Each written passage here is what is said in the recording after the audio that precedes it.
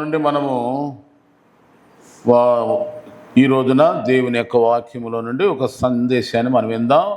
లూకా సువార్తలోకి వద్దాం. లూకా సువార్త 22 అధ్యాయం 39వ వచనం నుండి 42 వరకు కూడా మనం చదివితే అక్కడ ఒక సన్నివేశాన్ని మనం చూస్తాం. ఏమిటా సన్నివేశం అంటే, యేసుక్రీస్తు ప్రభువారు అప్పగించబడే టైంలో గెత్సేమనేటువంటి లేక దాన్ని ఒలీవల కొండ ఆ ప్రాంతం అంటారు. గెత్సేమనే ప్రాంతానికి వెళ్ళి శిష్యులతో కూడా ప్రార్థన చేసేటువంటి ప్రాంతం అది. తన వాడుకు చొప్పున ప్రతి ఎప్పుడు వెళ్తూ ఉంటాడు. ఆయన అప్పగించబడతాడని తెలిసి ఆ రోజు కూడా వెళ్ళాడు. వెళుతూ శిష్యుల్లో అందరినేమో ఒక చోటకి తీసుకొచ్చాడు. ముగ్గురిని మాత్రం తనతో తీసుకెళ్ళాడు లోపలికి. మళ్ళీ ఆ ముగ్గురిని ఏం చేశాడంటే ఒక చోట నుంచోబెట్టి ఇక్కడే ఉండండి అని చెప్పి ఆయన రాతివేత దూరం వెళ్ళి మోకాళ్ళుని తండ్రి అని మొదలెట్టాడు ప్రార్థన. కనుక ఇక్కడ నాకు ప్రశ్న, యేసుక్రీస్తు ప్రభువారు ప్రార్థన చేసేటప్పుడు అందరినీ తీసుకెళ్ళొచ్చు, శిష్యులందరినీ తనతో పాటు అందరుండో ప్రార్థనే కదా.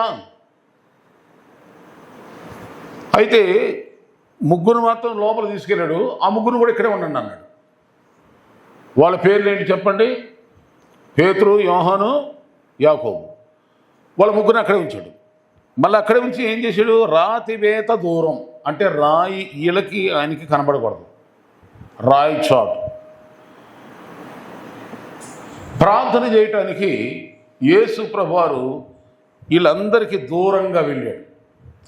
ఎవరందరికీ? ముందుగానేమో అక్కడున్న ప్రజలందరికీ వాక్యంని స్వస్థతలు పొందారు, బాగుపడ్డారు, ఆశ్రయించబడ్డారు, బలపడ్డారు. వాళ్ళందరినీ బంధువుల్ని, ఇక మిగతా వాళ్ళందరినీ, అభిమానులు, స్నేహితులు, అన్ని రకాలైన వాళ్ళు విడిచిపెట్టేశాడు. శిష్యుల్లో కూడా 12 మందిలో కూడా చెప్పండి, 12లో 3 తీసేస్తే 9 మందిని దూరంగా పెట్టేశాడు. అంతేనా నేను చెప్పే లెక్క? ముగ్గురిని తీసుకెళ్ళి ఆ ముగ్గురు కూడా ఇక్కడే ఉన్నాడు. ఈయన ఇంకా దూరంగా వెళ్ళాడు. ఎందుకు వెళ్ళాడు? అంత దూరం ఎందుకు వెళ్ళాడు?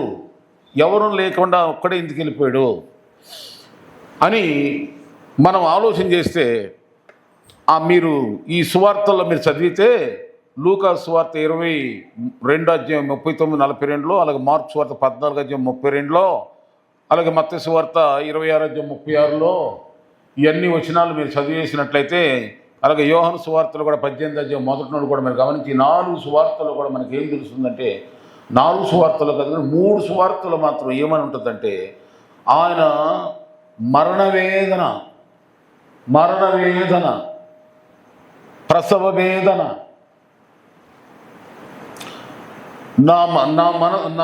నా ప్రాణము భరించలేని దుఃఖముతో ఉన్నది, చాలా వేదన అనుభవిస్తున్నాను, చింతతో ఉన్నాను, మరణమగునంతగా నా ప్రాణము,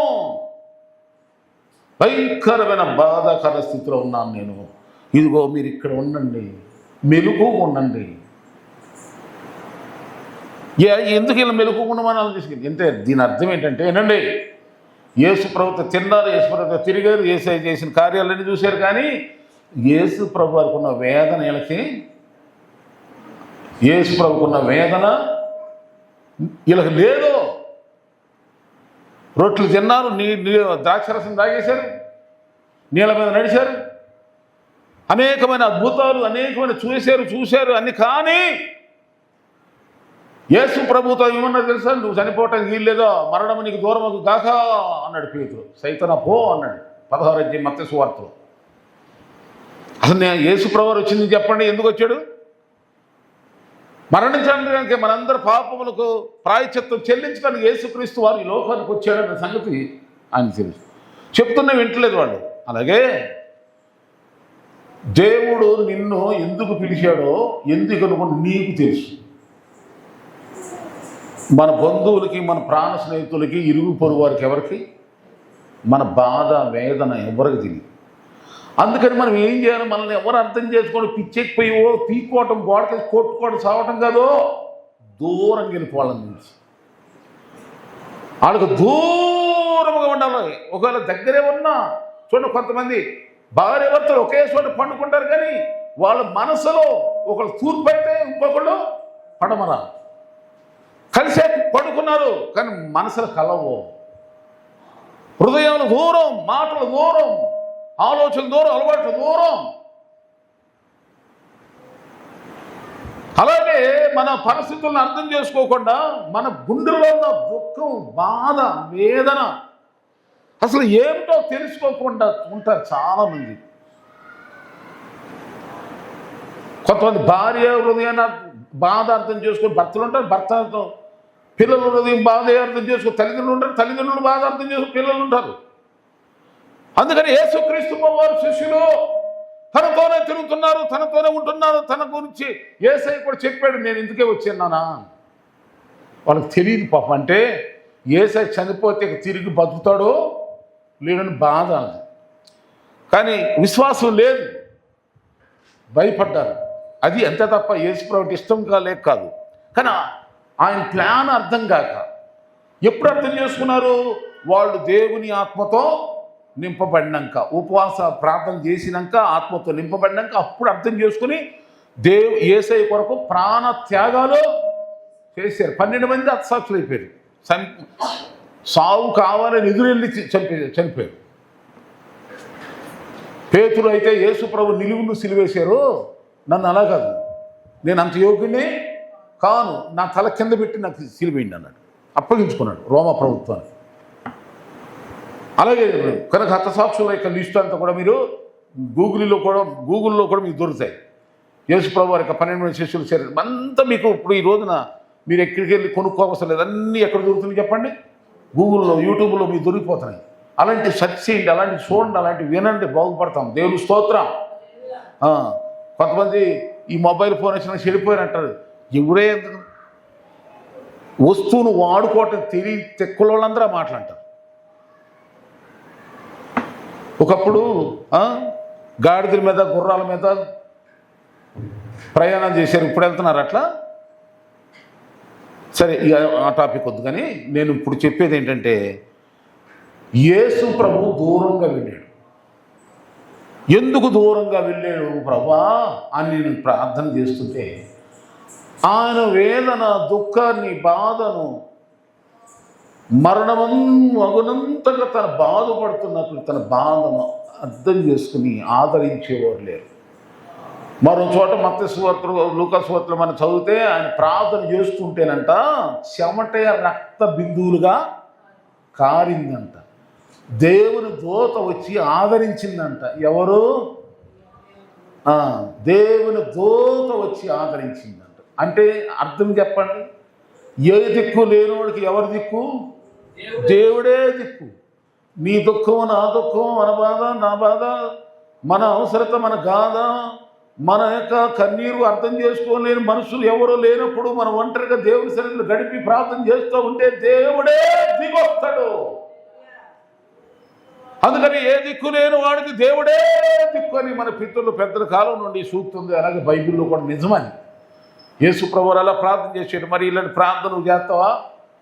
సమస్య వచ్చిందని, కష్టం వచ్చిందని, ఇక సావటమే మంచిది, ఎందుకు బతుకా సావా అన్నట్టు తీర్చుకుంటావా? నువ్వు చనిపోవటం దేవునికి ఇష్టం లేదు. యేసు ప్రభువు ఎందుకు చనిపోవాల్సి వచ్చిందంటే మనందరి కోసం. కనుక మనందరి కోసం చనిపోతేనే మనకు రక్షణ, మనకు జీవం, మనం బ్రతుకుతాం. అందుకు చనిపోయాడు. లేకపోతే ఆయనకేం పని? చనిపోవటకే యేసుక్రీస్తు వచ్చాడు. చనిపోయి ఏంటంటే మరణాన్ని మరణంతోనే సాగొడతాకి చనిపోయాడు. మరణించి మరణాన్ని మరణంతోనే, అంతే తప్ప లోకం తెలియని వాళ్ళందరూ ఏమన్నా యేసుప్రభు సిలువేసి చనిపోయాడు, అయిపోయిందో వచ్చి అన్నారు. కానీ ఆయన 3వ దినాన్నే ఆమేన్, దేవుని స్తోత్రం. ఈ సమయంలో మనందరం 3 విషయాలు చెప్పి నేను ముగిస్తాను. ఏ కష్టం వచ్చినా, ఏ దుఃఖం వచ్చినా, ఏ బాధ వచ్చినా, ఏ సమస్య వచ్చినా, ఎవరూ నిన్ను అర్థం చేసుకోకపోయినా, నిన్ను అర్థం చేసుకుని నిన్ను కన్నవాడు, కొన్నవాడు, కాపాడువాడు, నిన్ను మేపుచున్నవాడు, నిన్ను బ్రతికిస్తున్నవాడు, నన్ను ఆయన ఒక్క యేసయ్య ప్రభు ఉన్నాడని గుర్తు చేసుకో. నీ కన్నీరును నాట్యంగా మార్చేవాడు, నీ దుఃఖాన్ని సంతోషంగా మార్చే ప్రభువు నీకున్నాడు. అందుకనే బైబిల్ గ్రంథం నిర్గమాకాండంలోకి వెళ్ళిపోయినట్లయితే అక్కడ మోషే గారు ఏం చేశాడంటే 32 అధ్యాయము 15 వచనంలోకి వెళ్ళిపోతే అక్కడ ఏం చేశాడంటే ఆయన ఎక్కడికి సీనాయి కొండ మీదకి వెళ్ళిపోయాడు. దేవుడే రమ్మన్నాడు రా అని. ఎందుకు అంటే ఇశ్రాయేలు ప్రజలు ఎక్కడి నుండి అంటే ఐగుప్తు దేశం నుండి బయటకు వచ్చారు. ఎర్ర సముద్రం చేర్చబడింది. బయటకు వచ్చిన తర్వాత వాళ్ళకి కొన్ని ఈ అరణ్యంలో ఇరుకులు ఇబ్బందులు ఎదురవుతుంది. నీళ్లు దొరకలేదని, ఆహారం లేదని, కోరికలు లేవని, ఇసుకిచ్చి పాడేస్తున్నారు. అడ్డం తిరుగుతున్నారు, ఎదురు తిరుగుతున్నారు. చెప్పిన ఇంటలేదు. వాళ్ళ గురించి ఏం చేయాలో తొయ్యక డిసిప్లిన్ క్రమశిక్షణలో పెట్టలేక అసలు నెల నడిపాలి. బాబో తండ్రు అయ్యా నన్ను ఏం చేయమంటారు, ఇట్లా నువ్వురా నా దగ్గర నేను చెప్తాను. తీసుకెళ్ళాడు సీనాయి కొండ మీద తీసుకెళ్తే ఎన్ని రోజులు ఉన్నాడంటే అక్కడ 40 పగళ్ళు 40 రాత్రులు దేవునితోనే గడిపేశాడు. ఎందుకు గడిపాడు? వీళ్ళని ఎలా పరిపాలించాలో, నీవు నాయకుడికి ఎలా ఉండాలో, దేవుని ఆజ్ఞను వాళ్ళ ప్రజలకి ఏమేమి బోధించాలో 10 కమాండ్మెంట్స్ రాసి ఇచ్చేసాడు దేవుడు. అలాగే యేసుప్రభు వారేమో మరణ వేదన బాధను ధరించలేక శిలువ మరణాన్ని ఎదుర్కోవటానికి, జయం పొందటానికి దేవునితో ఏకాంతంగా గడిపాడు. నీకు ఏదైనా మరణకరమైన, బాధాకరమైన, దుఃఖకరమైన, ఎవరు అర్థం చేసుకోలేని, ఎవరు హెల్ప్ చేయలేనటువంటి సమస్య వస్తే యేసులాగా ఏం చేయాలి? దూరంగా వెళ్ళు, దేవుని దగ్గరికి వెళ్ళు. ఎవరిని ఆలోచించమాక, ఎవరికి చెప్పమాక. మన బాధ ఎవరికి అర్థం కాదు. నిజంగా నీ బాధను అర్థం చేసుకో, నా బాధను అర్థం చేసుకో. ప్రభు ఒక్కడే. ఆమేన్. నమ్మండి. మనుషులు మనకు అనుకూలంగా మార్చువాడు ఆయనే. మన బాధ అర్థం చేసుకునేలా చేయాలన్న ఆయనే. చాలామంది వారి యొక్క ఆ మరణకరమైన బాధ ఎవరికి అర్థం కావట్లేదు. అందుకే ఆయన ఎవ్వరు కూడా ఆ తండ్రి తప్ప ఎవరు కూడా ఆ దాని నుండి తప్పించలేరు. అందుకని నీ చిత్తమైతే ఈ గిన్నె నా యొద్ద నుండి తొలగించు. నీ చిత్తమైతే నేను తాగేస్తా, అంతే. దేవుని చిత్తమైందా ఎవరు తప్పించలేరు. ఆమేన్. దేవుని చిత్తమైందా ఎవరు కూడా అడ్డుపడరు. కాదనలేరు, అవనలేరు. ఎవడాడు? దేవుని చిత్తమైందా నువ్వు అనుకున్న దానికంటే, అడిగిన దానికంటే, ఊహించిన దానికి అధికంగా జరిగిపోతుంది. దానికి కాదంటే ఎవడో. అందుకనే ప్రభు చిత్తమైతే ఇది అది చేస్తామని చెప్పుకోవాలి. కానీ నేను చేస్తా, నా వల్ల వద్ది, నేను ఇట్లా అనొద్దు ఎప్పుడు కూడా. ప్రభువా నీ చిత్తమైతే అని ప్రార్థన చేసుకోవాలి. యేసు ప్రభు ప్రార్థన అండి. ఇదేంటంటే మోషే గారి ప్రార్థన ఏంటంటే, మోషే గారు ఒంటరిగా దేవుని దగ్గరికి ఎందుకు వెళ్ళాడంటే ప్రజలను ఎలా పరిపాలించాలి. అలాగే ఈ సమయంలో మీ అందరికి చెబుతున్న కుటుంబాన్ని ఎలా పరిపాలించాలి. భార్యతో పైకి బాగానే ఉంటారు, పైకి చక్కగా అందరూ డ్రెస్సులు వేసుకుంటారు, మంచిగా ఉంటారు, తిన్నట్టే ఉంటారు, ఉన్నట్టు ఉంటారు, నవ్వుతూనే ఉంటారు, పేలుతూనే ఉంటారు, హాయ్ అంటారు, బాయ్ అంటారు, ఏం బాధలు లేదుగా, దిగులు లేదుగా, చింత లేదుగా అన్నట్టుగా ఉంటారు.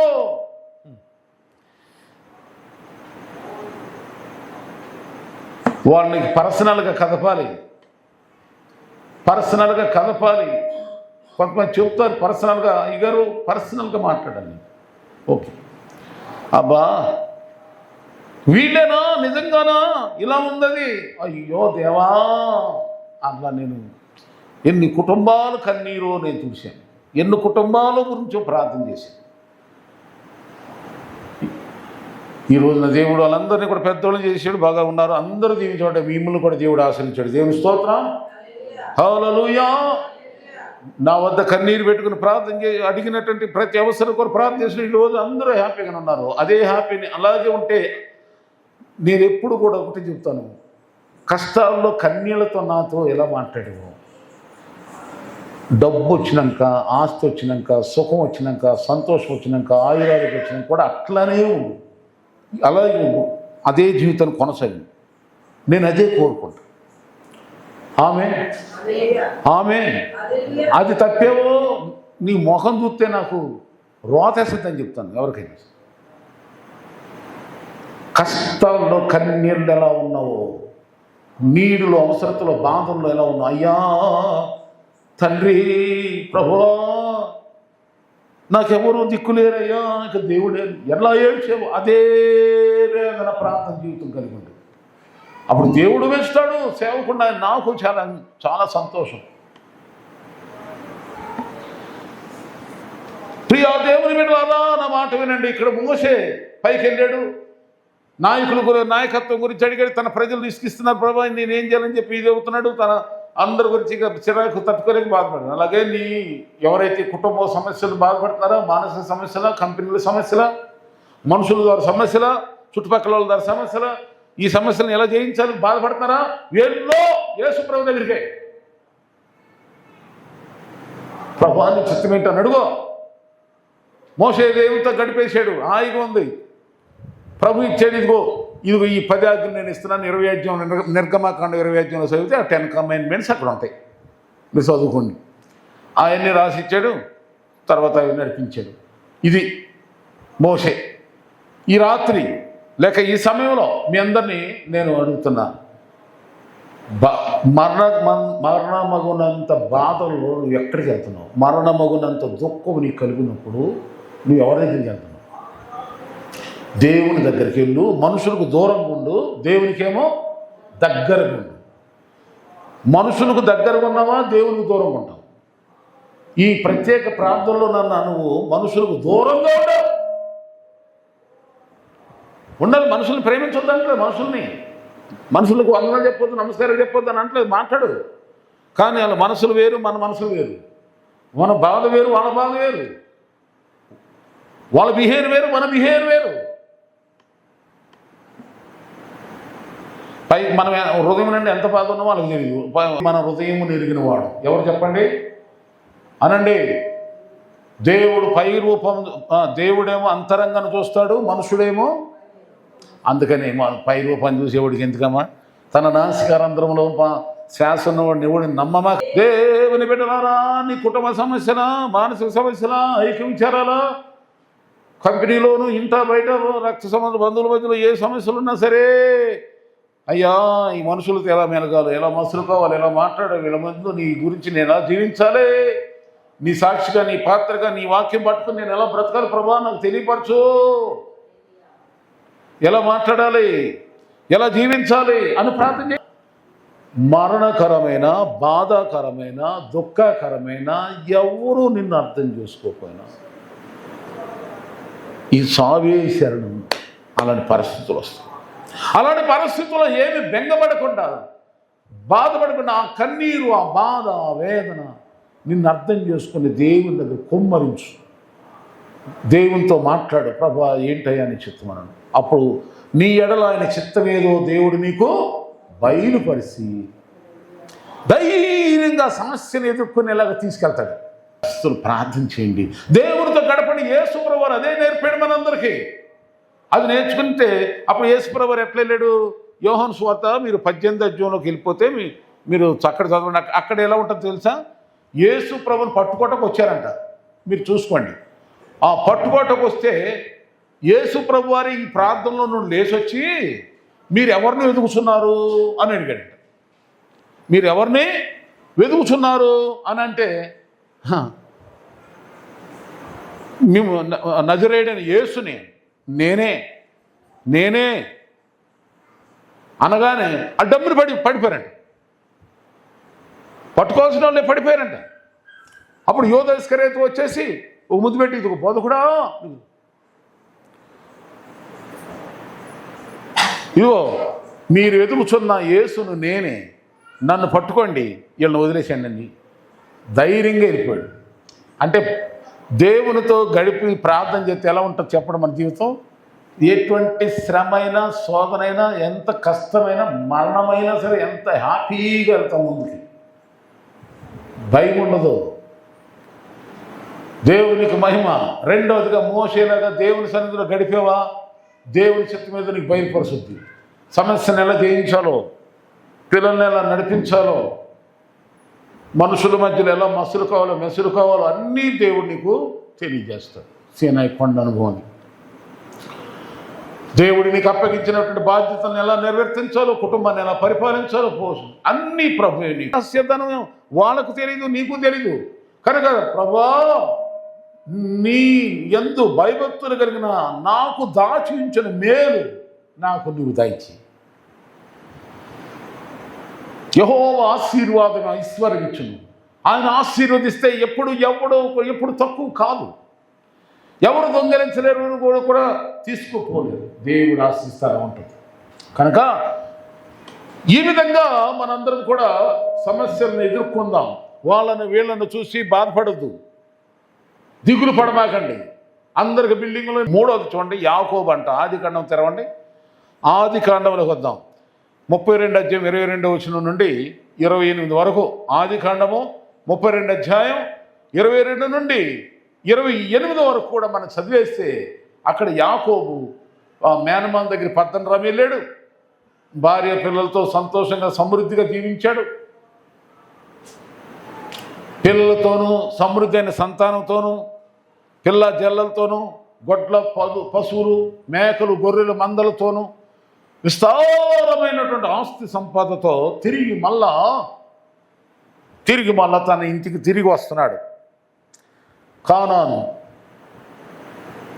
వస్తూ ఉండేవరకే దారిలో ఒక ఆలోచన వచ్చింది. ఎందుకు వచ్చిందంటే ఈయన వెళ్ళేటప్పుడు ఒక పని చేసి వెళ్ళాడు. ఏమిటంటే తన మేనమామ దగ్గరికి వెళ్ళక ముందుగా జరిగింది. ఇంట్లో తన అన్నయ్యకు రావాల్సిన ఆశీర్వాదాలు ఈయన కొట్టేశాడు. తన తండ్రి ద్వారా రావాల్సినటువంటి అన్నకు రావాల్సిన పొందుకున్న ఆస్తిని కాపాడుకోవటానికి ప్రార్థన మొదలెట్టాడు. ఆమె అంటే ఉన్నదాన్ని కాపాడుకోవటానికి ప్రార్థన చేస్తున్నాడు. ఎలా చేస్తున్నాడు ఇప్పుడు చెప్పండి? భార్యను ఏమైనా తీసుకెళ్ళాడా? వాళ్ళకి తెలియదుగా ఈ బాగా. ఆమె దాసీలు ఉన్నారు, వాళ్ళని తీసుకెళ్ళిండా? లేదు, ఆయన ఒక్కడే వెళ్ళాడు. పని వాళ్ళు ఉన్నారు, ఎవరిని తీసుకెళ్ళా? పిల్లలు ఉన్నారు, వాళ్ళని తీసుకెళ్ళా. ఎందుకనగా కష్టపడి సంపాదించింది ఎవరు చెప్పండి? ఆయనే. ఎవరి చేతుల కష్టం వాళ్ళకి తెలుస్తుంది. కనుక ఈ నా మాటలు వింటున్న బిడ్డలనా ముగిస్తున్నాయనండి. కష్టపడి సంపాదిస్తావు డబ్బులు. ఆ కష్టపడి సంపాదించిన డబ్బులు, ఆ డబ్బులు నీవు అనుభవించేలాగా ఉండాలి. నీ చేతుల కష్టార్జితాన్ని నీవు మొదటగా ప్రభుకి ఇచ్చేసుకుంటాం. తర్వాత అది ఎవరికి ఉపయోగపడాలి చెప్పండి? అది మాట్లాడండి. First God, second my self, అంతేనా? థర్డ్లీ మనకు మిగలగా అప్పుడు ఏం చేయాలి చెప్పండి? దాన ధర్మాలు చేసుకోవాలి. ఇది ప్రాముఖ్యం. కనుక మన చేతుల కష్టార్జితాన్ని చాలా పవిత్రంగా కాపాడుకోవాలి. కష్టార్జితాన్ని ప్రభు నిన్ను కాపాడాలి. దానిని ఇంకా ఆశీర్వదించి వర్ధిల్లా చేయాలి. ఇప్పుడు నీకు ఒక 10,000 20,000 జీతం దేవుడు నీకు ఇచ్చాడు. దాని గురించి నువ్వేం చేయాలి? దేవుని దగ్గర ప్రార్థన చేసుకోవాలి. కానీ నాకే ఇదివరకు నా దగ్గర డబ్బులు ఉండే కదా, ఇప్పుడు 50,000 జోబులో పడుతున్నాయి కనుక నా ఇష్టం అని వేరే పోజులు వేయకూడదు. ఆమె ఒకప్పుడు నా దగ్గర ఒక 10 రూపాయలు ఉంది, దేవుడు నాకు ఇచ్చాడు, నా కష్టం చూశాడు, నా శ్రమను చూశాడు, నా శ్రమకు ఫలితంగా నాకు ఈ ఉద్యోగం ఇచ్చాడు, ఈ ఆదాయం ఇచ్చాడు, ఈ ఐశ్వర్యం ఇచ్చాడు, ఈ ఇల్లు ఇచ్చాడు, ఈ వస్త్రం ఇచ్చాడు, ఈ ఆహారం ఇచ్చాడు. ఇదివరకు నాకు ఏ విధమైన వస్తువులు ఉండే కాదు, వాహనాలు ఉండే కాదు, ఇప్పుడు అన్నీ ఇచ్చాడు. ప్రభా నీకు స్తోత్రమయ్యా. ఇది అపవాది దొంగిలించకుండా, అపవాది నష్టపరచకుండా, దేవా నీవు నాకు ఇచ్చిన చిరాస్తులను కాపాడయ్యా. దేవుని బిడ్డలారా, నా మాటలు ముగిస్తున్న ఈ సమయంలో నువ్వు దూరముగా వెళ్ళాలి. అంటే దేవునికి, మనుషులకేమో దూరంగా వెళ్ళు, దేవునికేం దగ్గరగా రా. అప్పుడు దేవుడు ఈ 3 అద్భుతాలు జరిగిస్తాడు. ఒకటి చెప్పండి, మరణకరమైన భయంకరమైన పరిస్థితుల్ని ధైర్యంగా ఎదుర్కొని వాటి మీద జయం పొందేలా చేస్తాడు. రెండవదిగా చెప్పండి, రెండో విషయం, మోషే పరిపాలన గురించి, ప్రజల గురించి ఏ విధంగా నడిపించాలో తెలియనప్పుడు ఆయన దేవుని దగ్గర కలిపినప్పుడు దేవుడు ఆయనతో మాట్లాడి చక్కగా వాళ్ళకు కండిషన్స్ అన్నీ కూడా ఇచ్చేసాడు. మూడవదిగా చూస్తే ప్రభు నీకు ఇచ్చినటువంటి ఆస్తులు దేవుడికి ఇచ్చిన ఆయురారోగ్యాలు, దేవుడికి ఇచ్చిన అందం, దేవుడికి ఇచ్చిన అన్నీ ప్రార్థన చేసి కాపాడుకో. అప్పుడు దేవుడు ఇంకా వాటిని ఏం చేస్తాడు? 10,000 జీతాన్ని 20,000గా మారుతాడు. 20,000 జీతాన్ని 30,000గా, 40,000గా, లక్షలుగా. నిజ వేల సంపాదనలో ఉన్న నిన్ను లక్షల సంపాదకుడుగా, లక్షల్లో ఉన్న నీవు కోట్ల సంపాది అలా ఆశీర్వదించబడి నేటికి ఇజ్రాయేల్ కంట్రీ ఉందా లేదా? దేశం ఎంత ఆశీర్వాదం! ఆయన ఎప్పుడు చేసాడు ఈ ప్రార్థన. దేవుడు నిన్ను అలా ఆశ్రయించునుగాక. ఏం చేయాలి మనం ఇప్పుడు? ఈ రాత్రి ఏం నేర్చుకున్నాం? ముఖ్యమైన మాట చెప్పండి. మనుషులకి అది ఇంకో అర్థంలో చెప్పండి. మనుషులకు దూరంగా, మందిరానికి మళ్ళా చెప్పండి. మందిరానికి దగ్గరగా. అసలు ఇక్కడే ఉంటున్నారా అన్నట్టు ఉన్నారు. ఆమేన్. అసలు ఇంట్లో ఉండట్లేదు ఏంటబ్బా, ఎప్పుడు చూసినా వీళ్ళు ఎక్కడ ఉన్నారే అనుకోవాలి మీ గురించి. అలాంటి మంచి సాక్ష్యం పొందుతారా? పొందుకుంటారు. మీరందరినీ దేవుడు